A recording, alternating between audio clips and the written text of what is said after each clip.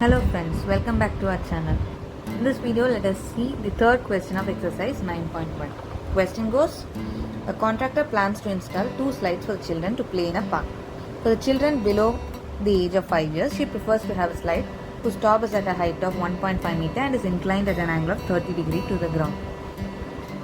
So they have said that for children less than 5 years, the contractor wants to install a slide at a height of 1.5 meter and making an angle of 30 degrees with the ground. Let that be ABC, and AC is the slide and AB is the height from the ground. Reading the second part of the question. Whereas for elder children, she wants to have a steep slide at a height of 3 meters inclined at an angle of 60 degrees to the ground. What should be the length of the slide in each case? In the second case, for children elder than 5 years, she wants to make the height of the slide as 3 meter, and it is also steeper, making it 60 degree to the ground. So let this be PQR, and here PR is the slide. So they have asked to find the length of the slide in each of the cases. Let us first consider triangle ABC.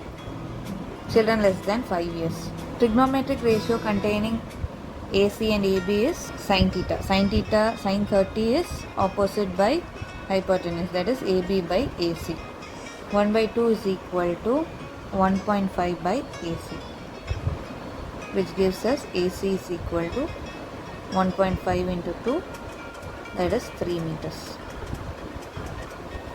In the second part of the question, for children more than 5 years, we have to find PR. Similarly, in this triangle PQR, sin 60 is equal to PQ by PR, which gives us root 3 by 2 is equal to 3 by PR, which is PR is equal to 6 by root 3. Rationalizing the denominator, multiplying it by root 3 by root 3, we get 6 root 3 by 3, which is in turn 2 root 3. So therefore, the length of slides in each case are 3 meter and 2 root 3 meter respectively.